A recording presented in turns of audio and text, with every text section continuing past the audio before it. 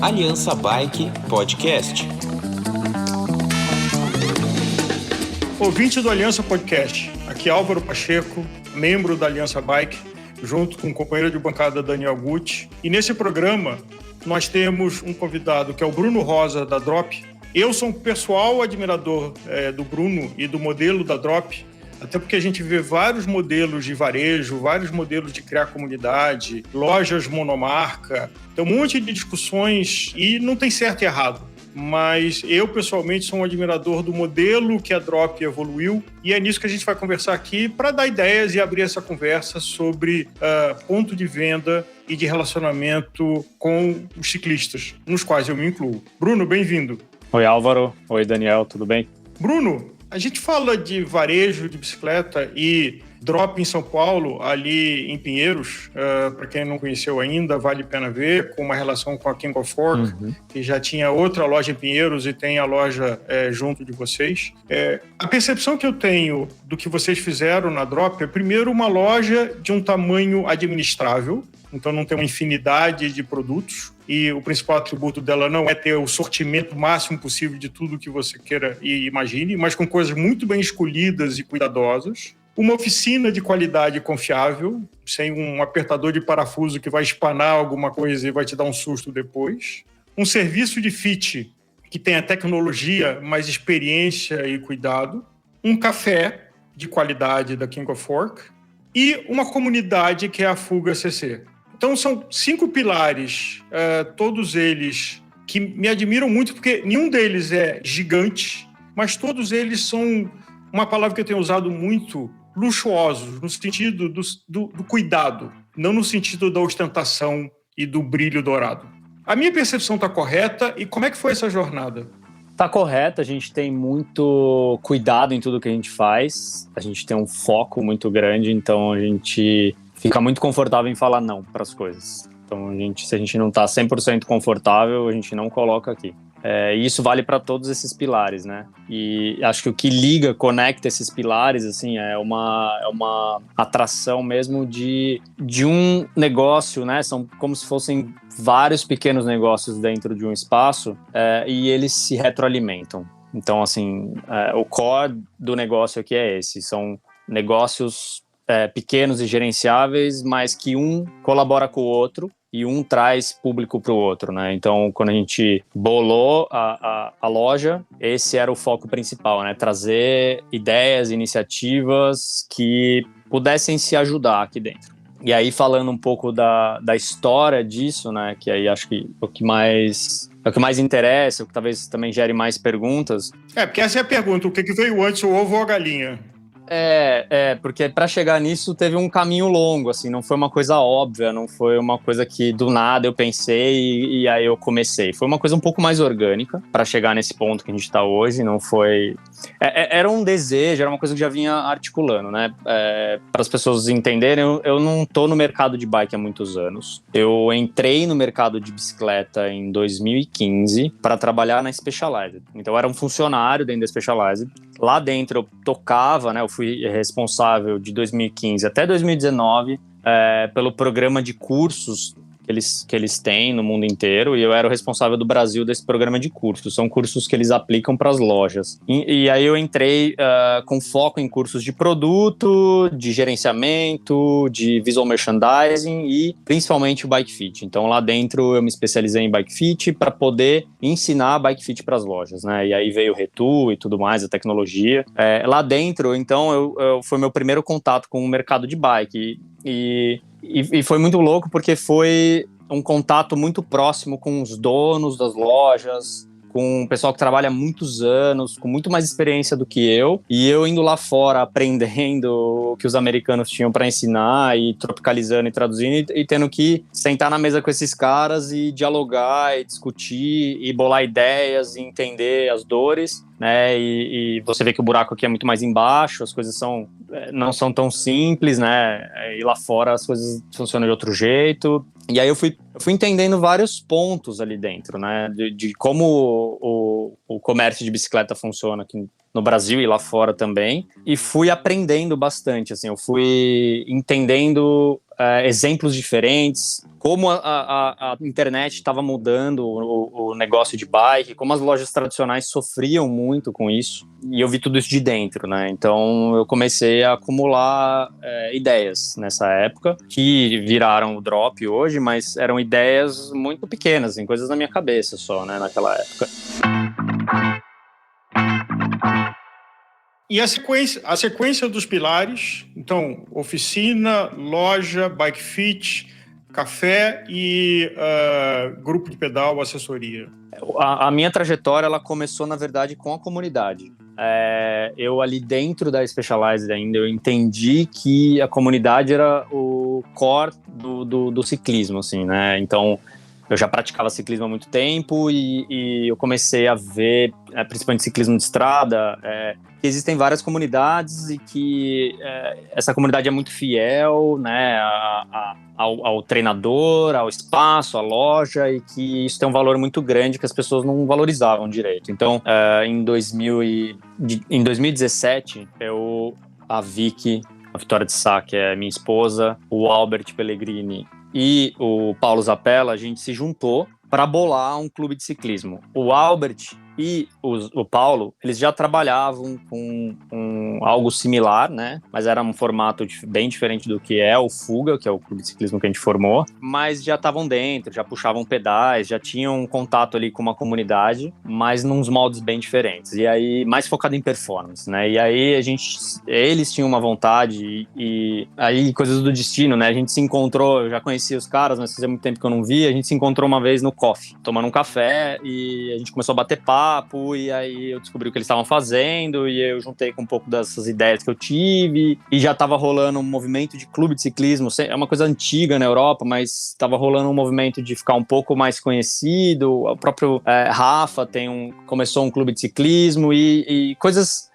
E assim, coisas que eu tava vendo que não eram focadas em performance, elas estavam crescendo e também tinha performance e tudo mais, mas assim, o foco principal era realmente as pessoas, a comunidade, o pedal, tá junto, as viagens, tudo aquilo que a bicicleta pode te trazer, que não é só subir e fazer força. E aí, dentro disso, a gente montou o Fuga, a gente fez um piloto e em 2017 a gente pôs em prática, a gente foi arredondando o modelo em 2016, para 2017 a gente colocou em prática. Eu ainda era funcionário da Specialized, então eu tinha uma participação mais de ideia, realmente de bolar, e eu tinha uma prática ali que era mais ou menos puxar os pedais, estar junto com a comunidade.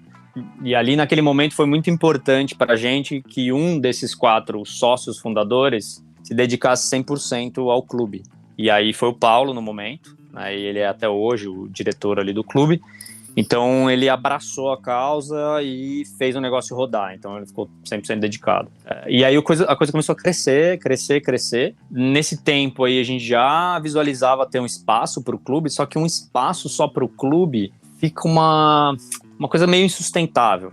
Ou a gente ia ter que colocar o valor da mensalidade muito para cima, né, que sempre foi uma ideia nossa, manter o mais acessível possível, e aí colocar o valor para manter um espaço não fazia sentido. E aí eu comecei na minha cabeça a juntar outras ideias para realmente viabilizar esse espaço. Então começou com o Fuga. E aí o próximo passo foi realmente pensar em coisas que eu podia agregar aqui, que no fim sustentasse esse espaço, mas não era só qualquer coisa, né? Tinham que ser coisas que elas se alimentassem, ou que tivessem a ver, ou que fizessem sentido para um público, né, que frequentaria. E aí entrou o café, entrou o serviço, entraram os produtos, né? Então, em 2018, eu comecei a procurar um imóvel para bolar esse espaço, e isso também era uma coisa que foi fundamental aqui pra gente, né? Um espaço que pudesse caber tudo isso num endereço que fosse viável para as pessoas chegarem pedalando e saírem pedalando, que elas pudessem acessar a USP, elas pudessem acessar a ciclovia, que elas pudessem acessar as estradas sem ter que atravessar São Paulo inteira. Aliás, vale a menção aqui de que uma pessoa muito experiente de varejo me disse há muito tempo atrás que as 3 coisas importantes do varejo é ponto, ponto e ponto, né? E no caso de loja de bicicleta, no mundo inteiro, como é um espaço que você precisa de sortimento e que você tem produtos de cubagem alto, mas que não giram muito, quase todas as lojas em todos os lugares do mundo estão fora dos centros das áreas mais nobres. Aqui em São Paulo mesmo, grande parte das lojas estão na região ali de Moema, não estão na região do Itaim ou dos Jardins. Por outro lado, é fundamental para a loja dela ser um ponto de encontro de saída e chegada de pedal, onde essas lojas têm uma dificuldade muito grande. Por exemplo, Nova York tem uma loja famosa, que é Point dos Brasileiros, que é a RA, que fica no Brooklyn. Lá, assim, se cometer a insanidade de táxi, você vai gastar $50 de táxi para ir, $50 de táxi para voltar. É quase ir para o aeroporto. Mas tem um sortimento absolutamente fantástico, só que é zero de comunidade de pedal. A Drop, eu acho que vocês conseguiram achar a equação pelo tamanho, não tem necessidade de uma metragem grande, de estar num lugar de circulação que não é o eixo do eixo, mas está muito perto dele em Pinheiros. E a viabilidade de você estar perto da saída do pedal, que assim, é quase cirúrgico. E eu acho que é um caso raro de aprendizado, de achar essa equação de todas as demandas de aonde colocar a sua loja. Chegou um momento que o ótimo era inimigo do bom, né? E assim, se você for pontuar todos os problemas que você achar no imóvel ou na região, você nunca vai achar o lugar ideal, né? Então você tem que, às vezes, abrir mão de algumas coisas.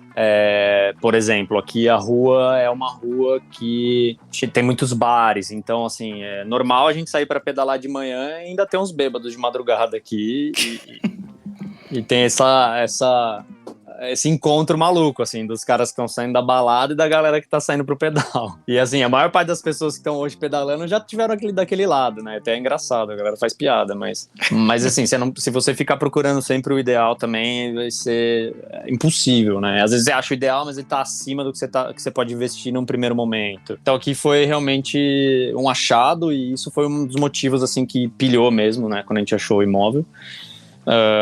E a gente tinha a comunidade já na mão, né? O Fuga estava bem grande já nessa época e era realmente muito triste sair da rua, assim, marcar um pedal no final de semana com 60, 70 pessoas, vários grupos e sair de uma praça, da Praça Pan-Americana.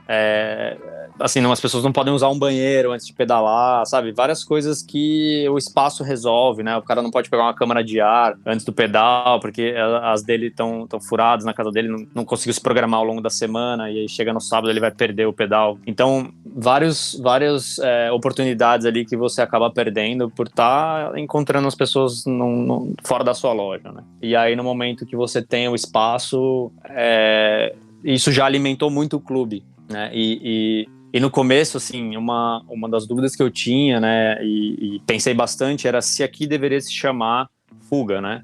Se o Fuga devia nomear o lugar também, se aqui deveria ser o Clubhouse do Fuga, né? A casa do Fuga.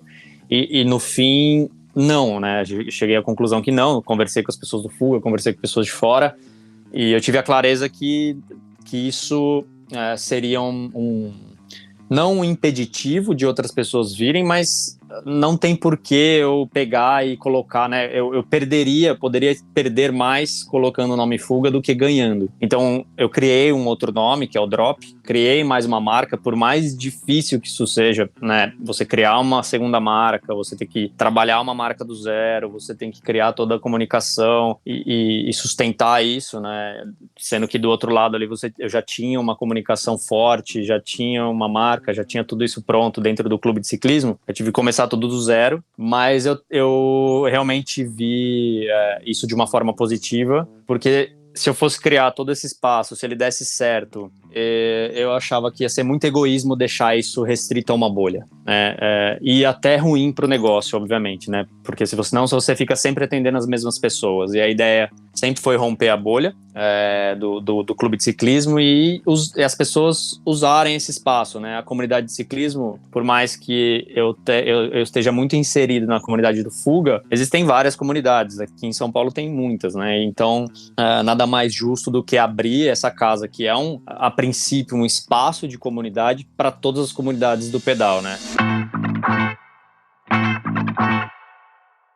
Bruno, aproveitando sua resposta final dela agora, eu queria te perguntar sobre essa composição de produtos e serviços focado na questão do faturamento de vocês e da sustentabilidade financeira. A gente tem muitos lojistas que nos acompanham aqui no podcast, então eu queria que você contasse um pouco. A gente faz uma pesquisa com centenas de lojistas no Brasil todo anualmente, e é um pouco óbvio, mas com ciência e os dados que a gente está coletando, a gente está vendo desde 2016, que foi a nossa primeira edição, um aumento na participação dos serviços. E só para dar um exemplo, o serviço de revisão e mecânica de bicicletas salta no pré-pandemia de 21% de participação no faturamento das lojas para 35% no ano passado. Isso acentuou muito a pandemia, imagino que tenha acentuado isso também. Mas a gente já começa a enxergar outros serviços aparecendo com boa representação no faturamento, e a venda de bicicletas em si vem caindo por um fenômeno que eu acho que na própria Specialized você também deve ter observado isso. A própria marca, né, passou a também fazer comercialização direta. Então, queria que você contasse um pouco esse desafio desse sortimento de produtos e serviços que vocês têm para o faturamento, quanto cada um representa e o que você indicaria a partir da experiência da Drop focada no público que vocês estão olhando e atuando para as lojas no Brasil todo, o que você entende que é interessante? Sim, acho que eu já vou começar pelo fim da sua pergunta. O nosso serviço representa 50% aqui do faturamento. Já representou, inclusive, mais. Por que mais? Porque no começo, quando eu montei aqui, eu montei o estúdio de fit, e eu comecei a trabalhar no estúdio de fit, e aí eu tinha uma demanda muito reprimida, porque quando eu estava lá na Specialized até o final de 2018, eu não podia atender as pessoas, mas as pessoas sabiam quem eu era, enfim, participava de cursos e tal, e as pessoas queriam fazer fit comigo. Eu era procurado, mas não podia atender. Quando eu abri a agenda aqui, foi uma loucura, assim, tinha bulcado coisa de 3 meses. Então, eu achei que ia ser uma coisa momentânea, e aí não foi. Eu achei que eu ia atender esse primeiro boom e que depois eu ia ter tempo, né? No começo eu estava ainda sozinho aqui na loja, eu achei que eu ia ter tempo para fazer o resto, sabe? Vou fazer um fit por dia e eu vou ter tempo para montar a loja, para pensar em produto, para selecionar. No fim, eu não tive tempo de nada disso, porque eu fiquei 100% do meu dia enfiado dentro do estúdio de fit, que foi ótimo. Então, assim, no começo o serviço já representou 90%, não 90%, porque assim, o fit ele acaba vendendo produto, né? Então eu tinha venda ali de selim, de guidão, de fita, de guidão, pedal, taco, e às vezes você soma tudo isso, dá mais do que o próprio serviço de bike fit, mas eu tinha ali no começo um peso muito grande em serviço. Eu comecei com o oposto do que as lojas são, as lojas tradicionais são. O meu serviço era maior no começo. Como eu fui conseguindo aumentar produto, né, e aí eu já falo um pouco de produto depois, hoje eu tenho meio a meio. Mas isso eu já tinha uma clareza antes de abrir a loja da importância do serviço, pela minha experiência na Specialized, pelos exemplos que eu tinha acesso a muitos dados e eu tinha um pouco de inside information. Eu sabia o que a marca ia fazer, eu sabia qual era a tendência de mercado, eu sabia qual eram os planos das principais marcas dentro da internet e eu já sabia que o futuro das marcas era vender direto para o consumidor final, mas tentar não abrir mão das lojas. Eles queriam usar as lojas mais para atender realmente a comunidade, para ser um ponto de serviço. E aí, dentro dos cursos mesmo que eu dava lá, a gente tentava focar muito na importância do serviço, de todos eles, né? De oficina, de revisão de suspensão, de diversificar ao máximo seus serviços, de ter uma qualidade muito alta em serviço. Aí o fit entrava muito forte nisso, porque era isso que ia sustentar você depois que as marcas fizessem esse shift, né? De começar realmente a vender direto para o consumidor final. Outra coisa que também pesa é que a margem dos produtos, principalmente bicicleta, e você sabe melhor do que eu, é baixa, né? Então é um investimento muito alto que você tem que fazer de bandeira, né? Encher uma bicicleta uma loja com vários modelos de bicicleta, com vários tamanhos, com várias cores, com uma gama que atenda ao seu ciclista, ou que faça sentido ali dentro, é um investimento muito alto que demora muito para retornar. Você paga o fornecedor em 6, 7, que seja, se às vezes tem uma condição melhor, consegue pagar em 10, mas você só vai começar a receber esse dinheiro depois de 2 anos, porque você vai vender essa bike em 12, depois de 1 ano que ela estava parada na sua loja. Então toda essa conta eu já tinha clareza, né? E aí esse fluxo de caixa, que é geralmente onde as lojas patinam, e isso não é só no Brasil, tá? É mundo inteiro. Então eu já tinha esses dados, já tinha essa informação. Então eu tinha uma certeza, eu não ia vender bike. Então quando eu comecei aqui, o único produto que eu não ia trabalhar, não é que eu nunca vendi nenhuma aqui, porque às vezes é um cara que quer muito comprar aqui, a gente pede uma no fornecedor e vende pro cara. Ele confia tantas vezes na gente que ele não quer comprar em outro lugar. Mesmo a gente tendo lojas que a gente é amigo, indica e tudo mais, entra em contato com a loja. Às vezes o cara insiste muito, a gente acaba fazendo, mas não é o foco, nunca foi. e a gente começou com o serviço mesmo. Depois e aí é aprendizado, né? Você entende que você precisa de ajuda, né? Sozinho não dá pra fazer nada. E aí eu tive que procurar ajuda para poder montar essa parte de produto. Eu sou formado em desenho industrial, eu sou designer de produto. E na minha cabeça eu achei que eu ia suprir o meu lado designer aqui dentro, porque eu ia ter tempo para isso. E no fim virei bike fitter full time e as horas livres eu era gerente do negócio, né? Então eu precisei buscar ajuda, contratei pessoas boas. Eu contratei pessoas que eu conhecia, que eu já tinha algum contato, que eu sabia que tinha bom gosto. Peguei pessoas que são amigas ou até tinha conhecimento, assim, e pus pra dentro, convidei, né? Então, um dos caras que fez muita diferença aqui é o Renan, que hoje é meu gerente de produto, e ele é um cara que montou a loja. E aí, falando um pouco de produto, a gente fez uma curadoria dentro dos importadores e distribuidores que a gente tinha acesso, pensando, em primeiro lugar, atender essa comunidade, mas também colocando algumas coisas a mais. Então, a gente já selecionou alguns produtos, colocou aqui pneu, câmara, coisas simples, e coisas, obviamente, para suprir o bike fit também, né? Tipos de selim, tipos de guidão, tudo isso. Eu sempre tive aqui, palmilha. E daí a gente ficava entrando, assim, é um trabalho que a gente sempre gostou de fazer, que é entrar nos B2Bs das marcas e ficar caçando coisa legal para ter aqui, né? E às vezes até ligar nos caras e cobrar, pô, aquela marca que se você tem um produto bacana que interessa a gente, se vocês trouxerem um dia, a gente interessa. Coisas que a gente vê lá fora, que poderia fazer sentido aqui para a comunidade.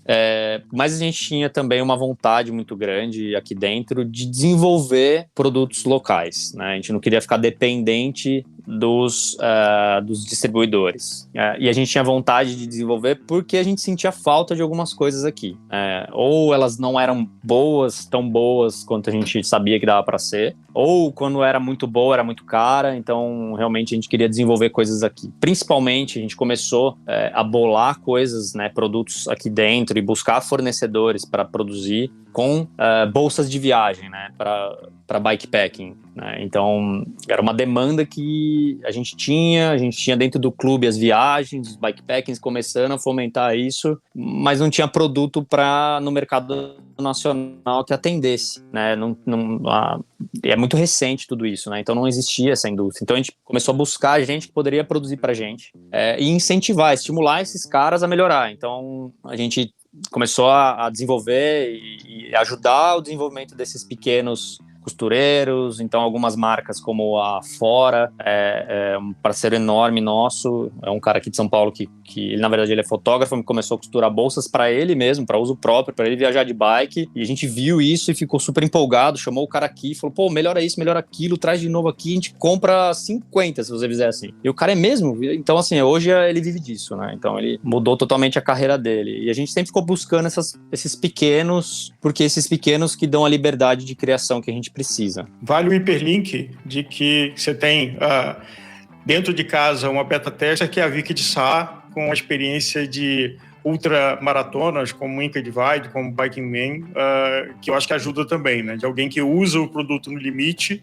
e vai te dar um feedback sincero, funciona ou não funciona. Eu acho que um fator muito positivo aqui pra gente é esse, a gente é heavy user, a gente usa os produtos. Todo mundo que trabalha aqui pedala, e pedala muito. Eu viajo muito, a Vicky viaja muito e faz ultradistância, faz essas provas. Então, tudo que a gente vende aqui, a gente de alguma forma já testou. A gente confia, a gente consegue falar com propriedade do produto, né? Quando você tá ali no chão de loja, o cara que tá vendendo, ele sabe, porque ele já usou, ele já precisou daquilo. Então, o farol que a gente coloca aqui não é qualquer farol, é um farol que a gente já usou e sabe que funciona.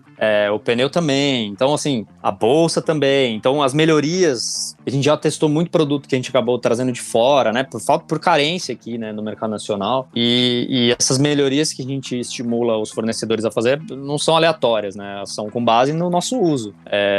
E isso realmente...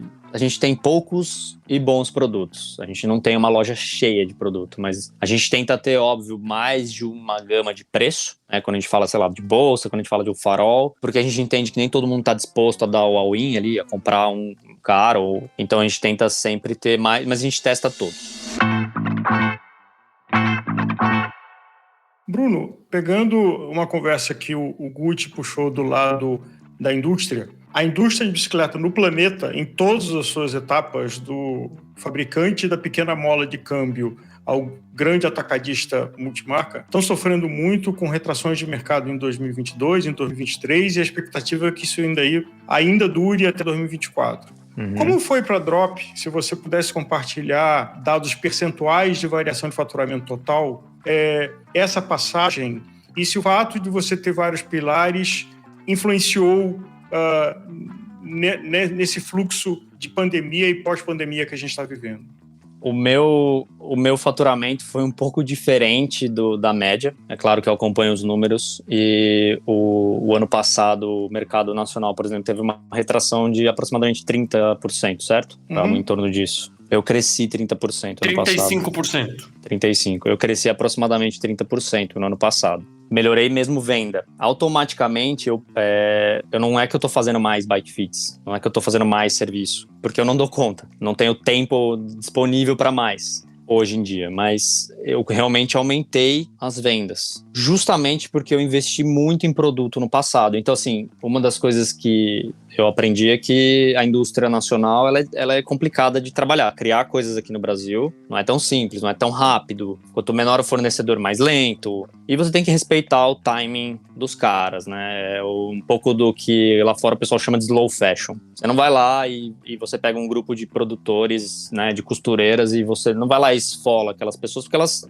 não são uma indústria grande, não tem como você fazer isso. Tem que respeitar o timing delas, e às vezes dá errado, e os prazos são realmente difíceis. Por outro lado, quando você pega uma indústria grande aqui no Brasil, vou dar um exemplo, meia de ciclismo, a gente desenvolveu uma do zero, com uma fábrica de meia. Essa fábrica de meia nunca tinha feito uma meia de ciclismo, só que esses caras estão acostumados a atender grandes lojas, né, magazines, né, e esses caras estão acostumados a fazer pedidos gigantes. Quando você fala que você vai fazer um pedido muito menor, os mínimos dos caras são enormes para uma loja do meu porte, né, e muitas vezes você não quer fazer 300 meias brancas, você quer fazer menos, porque você quer diversificar as cores, você quer que acabe mais rápido para poder lançar um diferente, né, que é um pouco o que dá a cara para um negócio pequeno, ele ser dinâmico, ele ser customizável e tá sempre com novidades.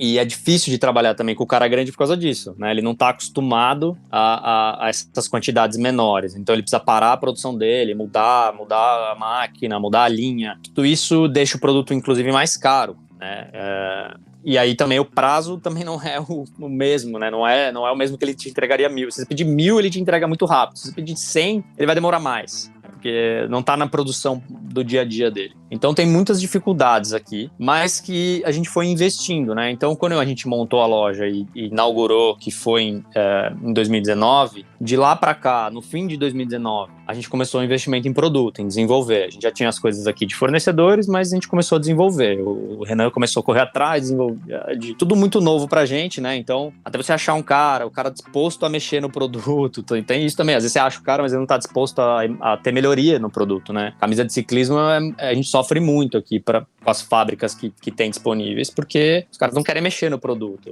e a gente quer mexer no produto, porque a gente quer melhorar o produto do cara. E muitas vezes o cara até fala, não, eu topo, mas aí a hora que ele faz a primeira lote, ele vê que deu muito trabalho, mas ficou bom, sabe, né? E a gente fala, pô, vamos fazer a segunda produção, o cara já não quer mais. Fala, não, o que eu faço aqui já tá bom, atende meus clientes, eu não preciso de vocês me dão dor de cabeça. Mas a gente insiste. Então, todo esse processo, ele durou ali 2020, então foram investimentos, né? Eu pegava o dinheiro que eu ganhava aqui, né, o que sobrava, os excedentes ali que a gente ganhava em serviço, e ia aplicando em produto, em desenvolvimento de produto. E esse resultado realmente só ficou grande de 2021 para frente, no meio da pandemia. Então, nosso 2022 foi o nosso melhor ano aqui, justamente por esses investimentos. Então, quando saíram os produtos nossos e começaram a sair com mais frequência, isso aumentou muito nossa venda. A gente lançou o site também. Então, a gente viu que coisas diferentes, as pessoas são carentes de coisas que não tem em lojas normais, né? Coisas mais criativas ou com lotes menores, e aí a gente sempre diversificando muitos produtos, convidando pessoas para participar, fazer collab, e aí a hora que você lança isso, em geral a gente já lançava um produto que praticamente esgotava na semana de lançamento. A dificuldade é manter esse ciclo, né? Então todo esse processo a gente perdeu ali, né? Não perdeu, mas eu deixei de ganhar dinheiro durante os 3 primeiros anos para ganhar depois, né? E isso vem se sustentando agora em 2023, ainda bem. Bruno, eu queria fazer uma pergunta 2 em 1.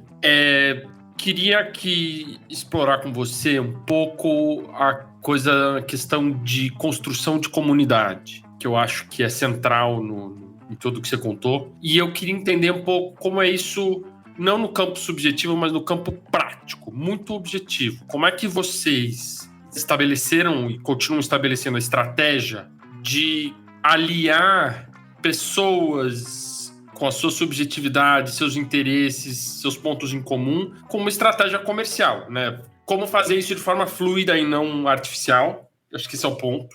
E como isso é na prática, quer dizer, é ter um calendário de eventos que vocês se reúnem, que não é só pedalar, mas também tem discussões, também tem um espaço físico lá dentro que faz tal coisa, tem grupos de WhatsApp, quer dizer, explora de forma prática, assim, como técnica, método, como vocês fazem essa questão de construção na prática de comunidade, né? Além da legitimidade de vocês serem ciclistas, serem experientes e serem vozes importantes no mundo que, né, dentro da cultura da bicicleta. Acho que isso tudo, obviamente, constrói junto.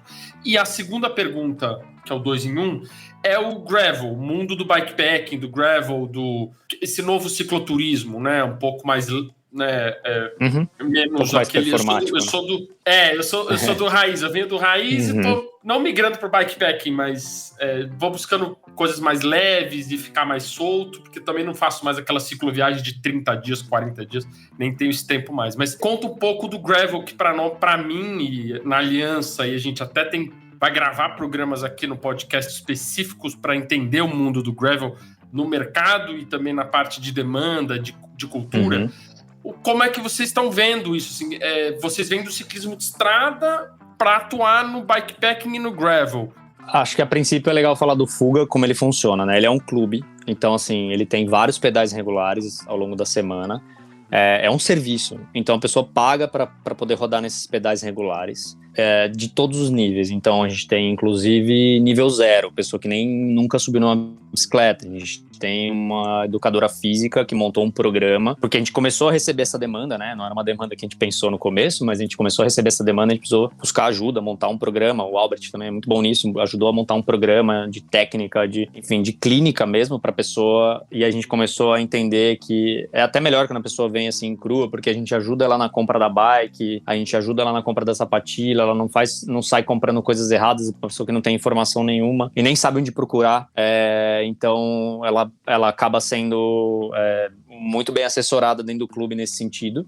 E ali esses pedais regulares, né, a gente sempre pregou que isso não é o objetivo final do clube, né? Rodar aqui dentro de São Paulo, fazer as rotas de final de semana, é um meio, né? É um meio para você poder explorar outras faces do ciclismo, né? E as principais faces aí que a gente quer explorar, as principais coisas que a gente quer explorar são os eventos que a gente faz. Seja eventos em São Paulo, seja eventos em viagem, bikepacking, a gente gosta, o pessoal chama de training camp, né? Quando você vai para algum lugar e faz, mas assim, no nosso caso não é muito training, tem menos a ver, claro, tem performance, as pessoas têm pelotões que andam super forte, eu não consigo acompanhar, tem para todos os níveis, né? A gente vai dividindo em vários níveis, pelotões super pequenos, então, mas eu costumo falar, e a gente sempre pregou isso desde o começo, o objetivo do clube não é o pedal aqui, é você tá bem, você rodar com segurança, com pessoas experientes ao seu redor, que dão dicas, com staffs experientes, que todos são ciclistas experientes, você ter uma zeladoria ali e você ir evoluindo sem ter aquela carga da planilha de ter que ir lá e fazer 10 vezes a mesma subida. Então, para ser uma coisa um pouco menos maçante, né? Eu entendo a planilha,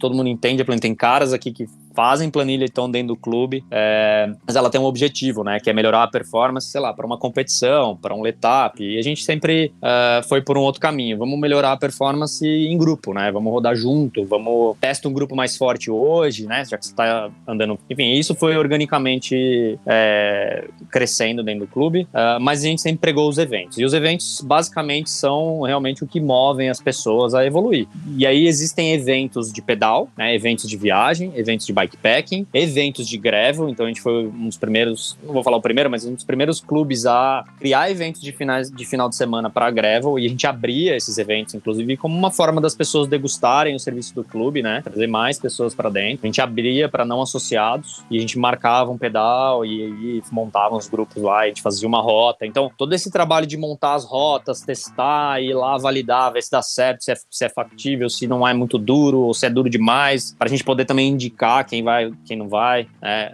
Isso é um trabalho que a Vic faz muito bem dentro do clube, ela adora fazer isso. Então, tudo isso tá dentro, né? É um serviço que tá dentro do clube. E esses eventos também, tem eventos fora da bike, né?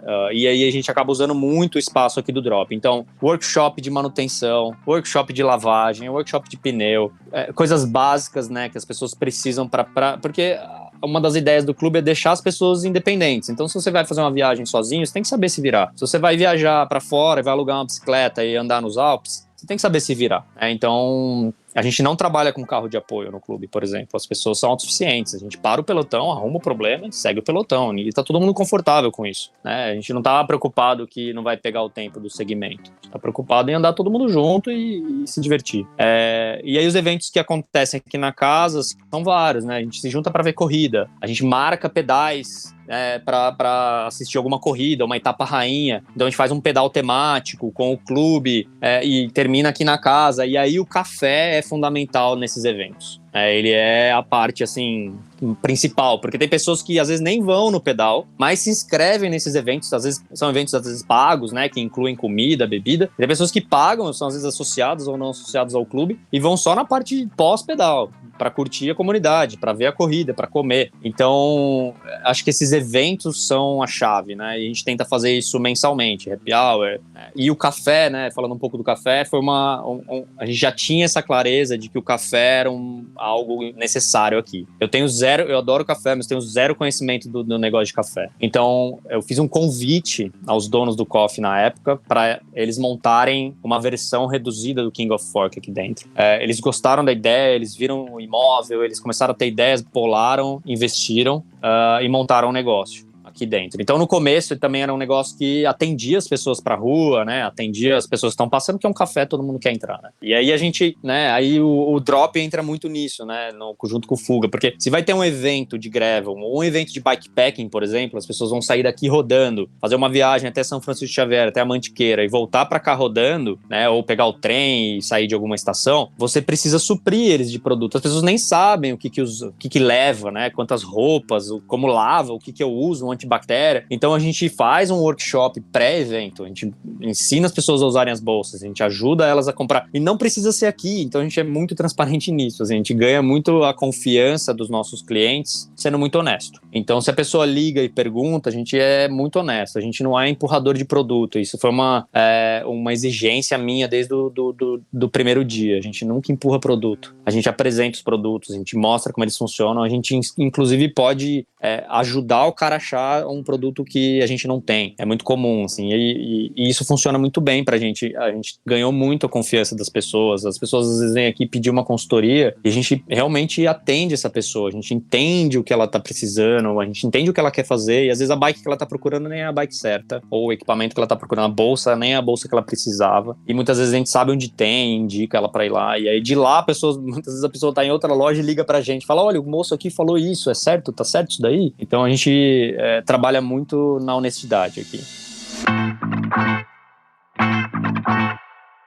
Bruno, ouvindo aqui você, me vem um insight de que a gente percebe várias pessoas que estão no varejo de bicicleta que têm uma atitude mais de comerciante, de comprar e vender coisas e olhar margem, do que de uma visão de marketing, e até observando lá de Kotler, dos P's do marketing. E que você claramente tem mais enfoque nos aspectos de marketing, de criar comunidade, nutrir comunidades, monetizar o share of wallet dessa comunidade com vários serviços, do que simplesmente uma atitude de comprar e vender produtos. E talvez essa seja uma referência para causar reflexão nos associados da Aliança, em você que está ouvindo aqui o podcast. Claro que tem o DNA de cada um, né? Então você vem da área de humanas, teve a experiência por um grande montador de bicicletas que tem uma visão e uma crença firme no marketing, em todas as dimensões do marketing, não estamos falando aqui no marketing só de propaganda, mas faz sentido essa percepção que eu estou tendo? Acho que a gente tem uma troca aqui que é muito menos comercial, é uma troca aqui com as pessoas que é de experiência. Parece um pouco marqueteiro falar isso, mas a gente acaba sendo muito honesto nos atendimentos. A gente não empurra produto. Eu, no Bike Fit, não empurro produtos, por exemplo. Se a pessoa precisa de um selinho, eu ponho para ela testar, a decisão final é dela. Então, essa política a gente aplica em todas as áreas aqui, né? Então, a gente deixa as pessoas muito confortáveis aqui. Se um dia vocês vierem à loja, vocês vão ver que metade da loja é uma sala de estar. É um espaço para a comunidade, ela não é só um expositor, ela não é um monte de produto, então ela é um espaço para as pessoas ficarem aqui confortáveis, né? Então a gente realmente usa essa estratégia, né? A gente usa essa ideologia em tudo, né? De não ser um comércio tradicional, de não ser um lugar onde a pessoa só vem para comprar e vai embora, né? É um espaço que as pessoas elas vêm para ficar e ocasionalmente elas compram. Às vezes ela vem para tomar um café, ela nem leva nada, mas daí um dia seguinte ela volta e fala, cara, adorei isso aqui. Ou tem um amigo que pedala, vou levar para ele. E nem sempre é um ciclista. Então, isso tem mudado muito também o nosso desenvolvimento de produto. Hoje a gente tem feito muito mais coisas casuais, muito mais coisas de lifestyle, coisas que que eu nunca imaginei fazer, né? Boné, camiseta. E as pessoas realmente consomem muito mais isso, às vezes, do que o produto de bike em si, né? Então, tudo isso é uma coisa muito orgânica pra gente e não é forçada, né? Não é uma venda forçada. É uma venda que acontece. Bruno, queria te agradecer. Acho que você confirmou a expectativa de um caso que vale ser observado e eu recomendo o varejista de São Paulo ou de outros lugares do Brasil, quando vier a São Paulo, visitar a loja, porque eu acho que tem referências interessantes e aprendizados que podem ser úteis para outros empreendedores. E te agradecer e parabenizar. Vida longa a Drop. A vida de pequeno e médio empreendedor em qualquer lugar do mundo não é fácil, no Brasil menos ainda, mas vocês estão indo muito bem. Parabéns. Valeu, gente. Obrigado pelo espaço aqui. Venham todos convidados. Quem que vier para São Paulo aqui, dá um pulinho em Pinheiros, vem tomar um café aqui, bater um papo com a gente, conhecer a loja. Garanto que vocês vão gostar. A gente está aqui de porta aberta para isso. E obrigado, realmente. Eu acho que se tem uma mensagem que eu queria passar é que entendam realmente como é que é a sua região, entendam quem são as pessoas, qual é a sua comunidade e se você se encaixa nela, né? Porque senão fica uma coisa forçada. Para mim foi tudo muito natural, porque eu já vivenciava isso, né? Então não precisei mudar quem eu era, não precisei criar tudo isso, né? Todo esse perfil aqui, porque já é o que eu sempre fui. Então acho que isso é fundamental para você ter sucesso, né? Se você for atender a sua comunidade. Aliás, sublinhando de um aspecto que a gente nunca pode esquecer, o marketing profissional tem que ter verdade. É isso. Obrigado, até o próximo programa. E se você ainda não conhece a Aliança, conheça, visite o nosso site, participe, se associe. A gente está aqui para fortalecer o mundo e o universo da bicicleta no Brasil.